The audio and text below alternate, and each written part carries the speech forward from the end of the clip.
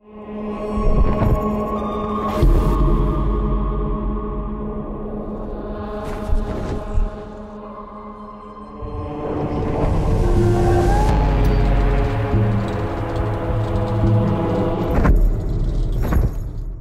a no-holds-barred, unrelenting, never-say-die, just not going to give in. If anything sort of confronts him, he's ready to go up against it. Kind of a brutal bastard. Dante's not a good guy. He's like, ah! He's a guy who kicks down the doors of hell, quite literally. Kind of a cuck, basically.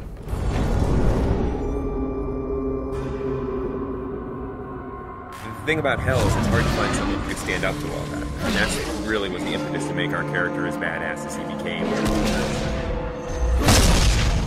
The poet, as he goes through hell, he's fainting, and Virgil picks him up and carries him over spots. And that's not a character that we could use for a hero. Real Dante was in Florence during the Civil War. He was more of a politician. We wanted something a little bit more, and so we made the bold choice to give him a past as a crusader. He's had a pretty tragic and, screwed up past. A lot of things in his past that haunt him. He's definitely not some straight sort of action hero. I like the fact that he's a little bit more human. I mean, obviously he's wielding this giant scythe that most of us couldn't lift, and I know because we built one for Comic-Con. So he's definitely, superhuman in that sense. But there are certainly moments in the game where he's not sure if he can go on. I think the story kind of demanded that he be a little bit more complex. The first line of the poem is, at the midpoint on the journey of life, I found myself in a dark forest, and it's a metaphor for him being confused and troubled about his own life, but we wanted to go to the nth degree for the video game. And so we wanted him to basically have committed all these horrible sins. Dante is guilty of all 9 sins and then some. Definitely start to see how his family factors into it, and you might start to see some familiar faces as you're going through hell and how that sort of messes with him. He's done a lot of bad things in his life. I think one of the important things is as you play through the game, you realize that Dante also tries to redeem himself. The tapestry on Dante's chest is basically this enormous symbol of guilt for him, summing up all the terrible deeds that he's done, or all the terrible moments and memories of his life. The tapestry represents Dante's realization that he needs to suffer for his sins, the same way that people have suffered by his hands.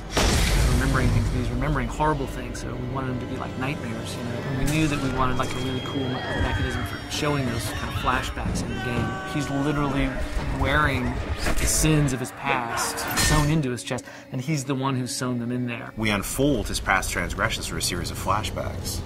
Start to discover how much of a bastard Dante really was. Greed specifically is a turning point where you've discovered a lot more about Dante than maybe you even want to know about. Greed's a little more of a cerebral level. It's about puzzles. It's this very mechanized place with gears and motors, as opposed to most of hell, which is very organic. It's in a lot of ways the most hellish level. People are being tortured there in ways that you haven't seen yet. It's almost a big stone factory of torture. One of the big set pieces of Greed is the Wheel of Fortune. Everything in Greed is kind of controlled by this twisted wheel of possibilities. The Hoarder Waster are actually 2 characters in the poem.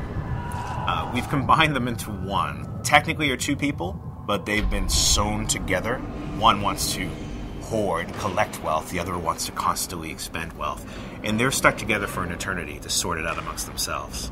Greed is all about torture and teasing people with the lure of gold and ripping them apart as they reach for this. Totally different sort of environment. You got molten gold sort of dripping on the sides. It's a complex level, but it's pretty fun to go through. Greed's an interesting level because it's really kind of the beginning of Act 2 in a lot of ways. You're going to leave greed behind, descend down into the 5th circle, and which is anger, and that's where the putrid swamp of the river Styx begins.